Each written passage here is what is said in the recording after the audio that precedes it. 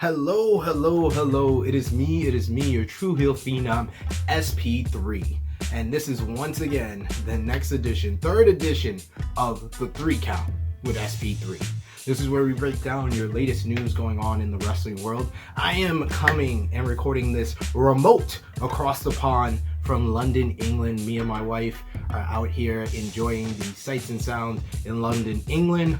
Tomorrow, Sunday, November 24th, while all you guys are going to be enjoying WWE Survivor Series, I'm going to be at Revolution Pro Wrestling British J-Cup. It's going to have Pac in it, Robbie Eagles, Amazing Red, Rocky Romero, El Phantasmo, a whole bunch of big names from New Japan, as well as the #1 contender for the Impact World Championship, Tessa Blanchard. So I'll have my thoughts on the British J-Cup on next week's edition of the 3 Count with SP3. But we gotta break down some news. It is Survivor Series weekend. I know you guys have already enjoyed War Games by the time you're watching this. It's been a jam-packed weekend, and you guys are definitely gonna enjoy WWE Survivor Series. But I gotta break down the news and the latest and greatest. So we're gonna talk about Kelly Klein quitting or getting fired from Ring of Honor and the Newsweek article about her leaving and the reasons why. We're gonna be talking about the team captain being named for Team NXT,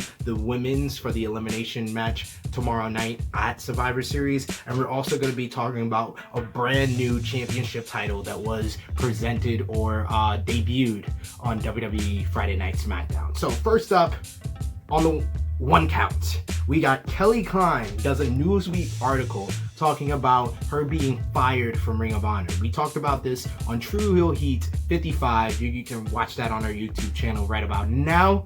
And we talked about Kelly Klein getting fired from Ring of Honor. The news broke just moments before we recorded True Heel Heat 55 on Thursday, November 21st. And now on November 23rd, a Newsweek article was released where Kelly Klein sat down with Newsweek representatives from Ring of Honor, also had comments to Newsweek about the interesting case that was Kelly Klein. Kelly Klein has not been fired by Ring of Honor, but Ring of Honor has decided to not renew her contract when it expires at the end of the year. Kelly Klein, as we talked about on True Heel Heat 53, she asked for a raise of $4,000 a year to bump her up to $24,000 a year. This Newsweek article did reveal she was getting paid $20,000 for her work in Ring of Honor in 2019. And Ring of Honor, I don't know if they realized, they made this case even worse for them with their comments to Newsweek. They basically were trying to say that a lot of the blame goes to Kelly Klein with the way that she handled things. They also said that $20,000 is the most that they have offered to anyone in the women's division, and there are certain male superstars, male performers in Ring of Honor that are not under exclusive contracts that make less than $20,000 a year. I think that Ring of Honor, you guys have been around since 2002. This is going on 18 years being in business. You guys should be ashamed for some of the stuff that you were kind of telling Newsweek in defense of yourself. It's the Newsweek article kind of talked about the role of GM of Ring of Honor, Greg Galandi, I hope I'm saying that right, Greg Galland, who has been a very controversial figure ever since the tweets came out from Joey Mercury, basically exposing a lot of his business practices and his thoughts. Joey Mercury recently, over the week, has released more text messages from his exchange with the ROH GM Greg Galland, and it revealed that he did not value Hikuleo from the brother of Gorillas of Destiny. He basically said that he didn't need to basically find transportation for him to make it to a show. He also was basically said about Maria Manic, who is one of ROH's recent signees, probably their best signee for their women's division in 2019. He said that she has a world of potential, but she won't be making us any money. She won't be making us millions. so she doesn't really matter. Just the attitude that Greg Galand and Joe Koff, this Newsweek article did reveal that Joe Koff does have a lot of blame to this, because Joe Koff can make the same changes and he can reprimand Greg Galand, but he's basically became a defendant. He doesn't want to take any accountability on part of the company.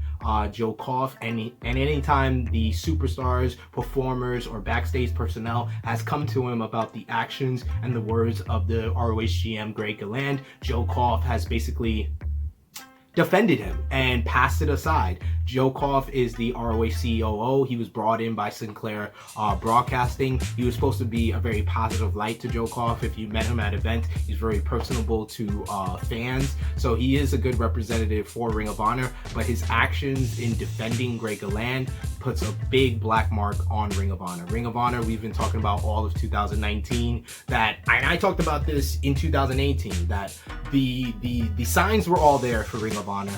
Ring of Honor had really bad booking over the last couple of years with Delirious in charge. Changes needed to be made long ago with Delirious being the head booker for Ring of Honor, and they didn't make those changes. They fell out on a lot of major league talent that have gone to places like WWE, AEW, New Japan Pro Wrestling, even MLW. There are superstars from all over the wrestling world that have gone through Ring of Honor and that have not been basically capitalized on all the potential that they had for the company because of Delirious being the head booker. But I did not think that the damages and the black mark on Ring of Honor was this big, that the GM was basically kind of just not caring about his personnel. They didn't have a concussion protocol. They didn't have medical staff and security at certain events. And this Newsweek article just shines a light on everything wrong with Ring of Honor. And if you haven't read it yet, I think that you need to do yourself a favor as a professional wrestling fan,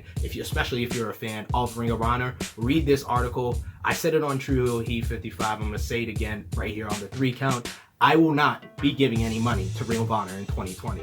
But they need to get their business practices together from way up top, apparently, all the way to the booking team. The performers are where it's at, and the performers have always been top notch for Ring of Honor, but everything going on outside of the performances and the performers is terribly, terribly wrong. I want to give credit to Kelly Klein for coming public with this. It took a lot of courage, and the fact that Ring of Honor is using her comments and publicly asking Ring of Honor to do better as a reason to basically fire her. They're firing her, not renewing her contract when she deserves it and she's your current women's champion.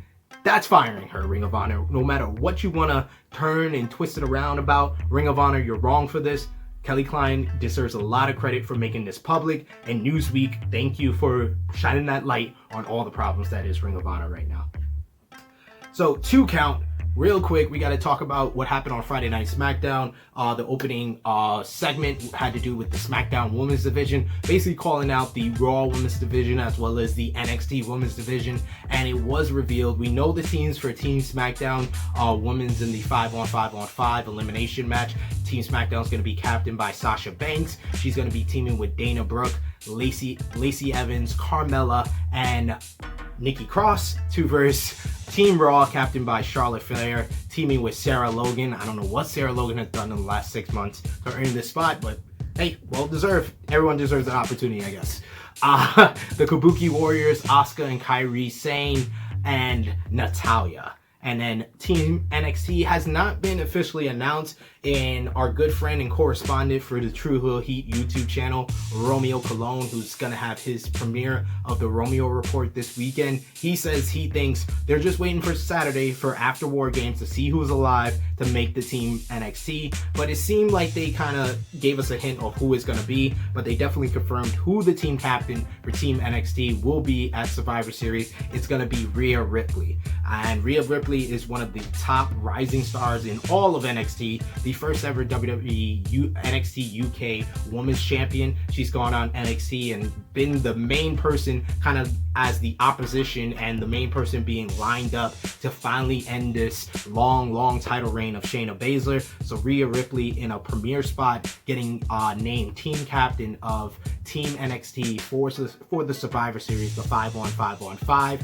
There was a captain versus captain versus captain Captains Triple Threat match on Friday Night Smackdown, and Rhea Ripley got a victory over the 10-time Women's Champion Charlotte Flair. So obviously, not only Triple H, but the WWE as a whole have a lot riding on Rhea Ripley. They see her as a future star, and they're gonna give her the things that she needs to become that star. And the third count is also about Friday Night Smackdown, and it was revealed by Sami Zayn. Sami Zayn had a gift for his client, his good friend Shinsuke Nakamura. He's an artist, and he deserves a work of art. So they did away with the old school Intercontinental Championship that was brought back by Cody Rhodes. Oh, what a coincidence.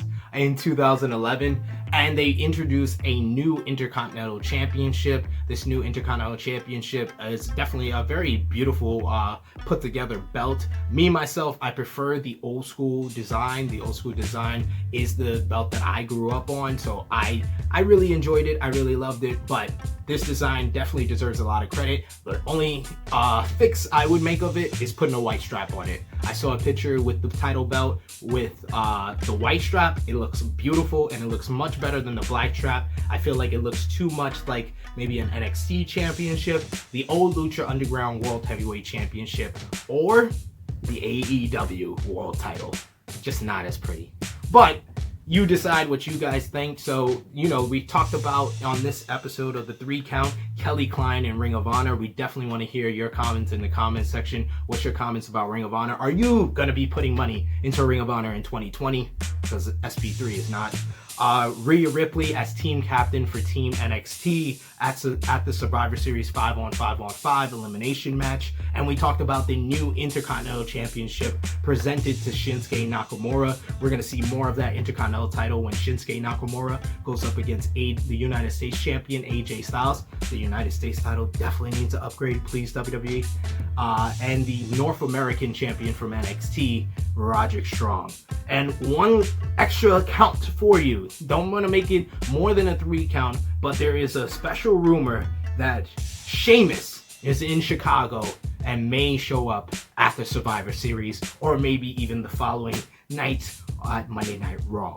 So stay tuned. Let's see if we're going to be talking about Sheamus making his return to the WWE on the next edition of the 3 Count with SP3. I want to thank you guys on our YouTube channel for watching, all 3 episodes of the 3 Count with SP3. My first week doing this news update for you on our YouTube channel. We're going to have more. I'm going to have one more video for you from right here in London for the 3 Count with SP3 Monday after I watch everything that goes on the extravaganza known as WWE Survivor Series.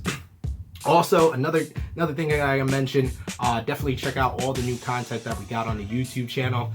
Going Raw with Drunk Guy JJ, he did his first review of Monday Night Raw this week. Ness XT, our good friend Ness, he did his review of this week's NXT. And if you guys are wondering if we're going to have a review of AEW Dynamite, yes, AEW Dynamite review will be by Jimmy Macaram and Marcus Cash. They had a couple of things that they had to do this week. So your boy, SP3, will be giving you the AEW Dynamite review. So that's going to be also this weekend. You're also going to get the premiere of the Smackdown review with the Lynches, as well as the Romeo Report. So stay tuned to True Heel Heat. It is me, your True Heel Phenom, SP3. Shout outs to my nephew Denali, making this great misunderstood t-shirt. Check out his line. I'll probably put the link for this t-shirt in the description below. Post a comment, tell us what you think about this 3 Count with SP3. So until the next 3 Count, the bell has rang. Ding, ding, ding. Until next time.